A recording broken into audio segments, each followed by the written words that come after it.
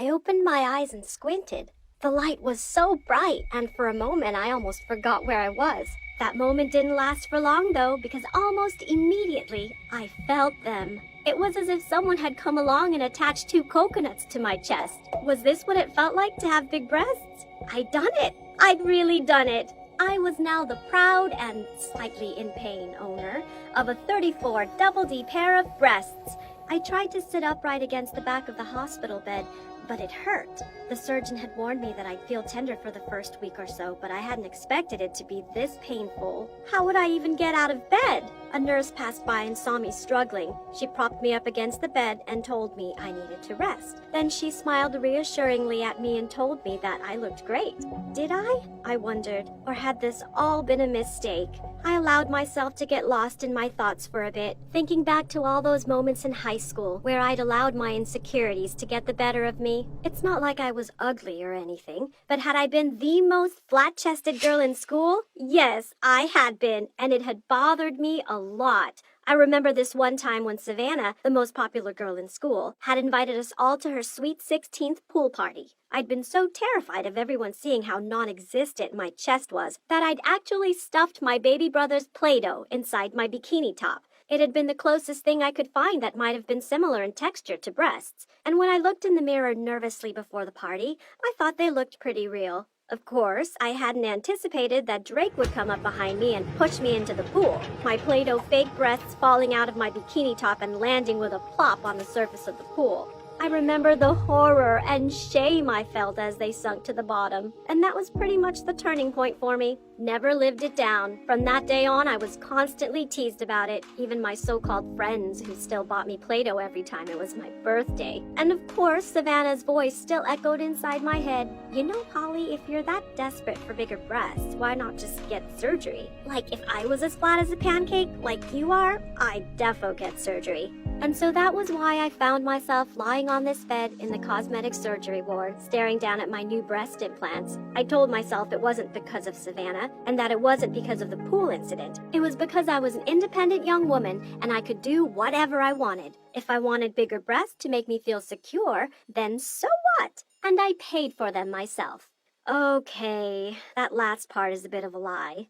You see, when I went off to college, my parents gave me an allowance for the whole year. My parents aren't that well off, so I knew I had to budget carefully. Well, I'm sure you can guess what I did. I got to college, located the nearest cosmetic surgeon, and scheduled an appointment. I was supposed to bring someone along with me so that they could drive me home, but there was no one I felt comfortable enough telling. I mean, of course, people would notice soon. It's not like I could hide them from anyone. They were huge. I'm pretty petite, so they stood out a lot. That first week, I wore baggy sweaters to hide them. They were a bit bruised from the surgery, so I didn't want anyone else to see until they were fully healed. I was staying in a dorm with 2 other freshman girls, and so there was no way they wouldn't notice. They squealed when I showed them, and one of them said, "Oh, girl, the guys are going to be all over you." And they were. After they'd healed, I felt confident enough to wear low-cut tops for the first time in my life. No longer did I need to hide my flat chest. I felt feminine, and maybe now I'd finally get a boyfriend. No guys had been interested in me in high school,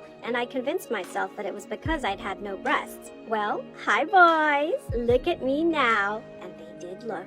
They looked a lot. I was still shy, so whenever I caught someone staring at them, I blushed. Eventually, though, I started to enjoy the attention I was getting. It made me feel like I mattered, and that I was attractive. Pretty soon after, I met a guy called George at a party, and he asked me if I'd like to go out with him sometime. I was so excited that I said yes, and then quickly ran off to find my friends to tell them. They hugged me and we did a celebratory dance. Then I realized that it was kind of rude of me to run off like that, so I headed back to the room where George was. As I entered the room, I couldn't see him. Then I spotted him. He was standing with a group of guys and they were all laughing. As I got closer, I realized what they were laughing at. He was holding 2 balloons in front of his chest, and even though the music was loud, I could still hear what he was saying. "Hi guys, I'm Polly. Do you like my fake breasts? Look at me! Look at me!" I was so humiliated. He'd literally just asked me out on a date, and yet there he was mocking me in front of everyone. He was no different from the boys I'd gone to high school with. I ran out of there in tears and didn't stop running until I was back in my room. How had he even known they were fake? And why did he think it was okay to laugh at me like that behind my back? I suddenly felt so lonely. All I wanted was to go home to my parents, tell them what I'd done, and hope that they'd forgive me, but I couldn't. They'd be so angry at me, and they'd probably never want to speak to me again. The worst part was that I had to see George every day as we were in the same class. He didn't even have the guts to come and apologize to me. I knew someone must have seen me crying and running out because he didn't speak to me ever again and never asked me why I wasn't interested in that date with him. It was because of him that I started thinking, had I made a mistake? Why couldn't I win? I was teased for being flat-chested, and then I was teased for having implants. Would the suffering ever end? I kind of fell into a bit of a depressive slump after that, and I should probably have mentioned earlier how much I loved ballet. I had been taking classes ever since I was a little girl, but now, since having my implants, it was not the same anymore. That first class after the surgery was really tough. I didn't feel as light on my feet anymore, and the more I practiced, the more pain I felt. Every time I did a pirouette, I would get a sharp pain in my back. My ballet teacher could see that I was in pain and said that maybe the implants were too big for me. After all, I was very petite. The one thing I thought would change my life for the better was actually destroying it. Boys thought I was shallow, I was in pain, and even my ballet teacher was treating me differently. And to top it all off, I was seriously running out of cash. I'd spent 90% of my allowance for the year on the surgery, and I barely had enough left to pay for food. There was nothing else for it. I'd have to get a job. I applied to a few bookshops, but none of them hired me. It got into my head that it was because of my implants. They were judging me and assuming I was some bimbo. Finally, I decided to apply to a diner. I saw they had an ad out front, and when I went in to ask about it, they hired me on the spot. In fact, they pretty much hired my breasts on the spot, because that was the only place the manager was looking. I swear he didn't make eye contact with me once. I felt sick at the thought of working for such a man, but also I needed the money desperately. My life became a monotonous routine of study, work, sleep, and I was in so much pain from the implants that I ended up having to see a chiropractor to try and help ease the back pain I was getting. It was a never-ending cycle, and every spare dollar I had went towards finding a more comfortable bra to support my implants or on pain medication. Christmas was coming, and that meant I would have to see my parents. There was no way I could hide this from them, and they were already pretty angry at me as my grades weren't as good as they used to be. I could hardly tell them that I spent every waking hour working instead of studying because I'd spent all their money on trying to boost my confidence. It was seriously a disaster! Just before Christmas, I was working on one of my last shifts at the diner for the year. I felt relieved to get out of there. I was sick of my manager staring at my chest, and that shift was no different. I have never been so upset in all my life. All those fears I'd had about people perceiving me as shallow and attention-seeking were coming to the surface, especially that I was never used to it before the surgery. As I walked home in the snow, tears running down my cheeks, I made the decision to tell my parents and ask them to help me to get these stupid implants removed. Getting breast implants was the worst thing I'd ever done in my life. I couldn't live like this anymore.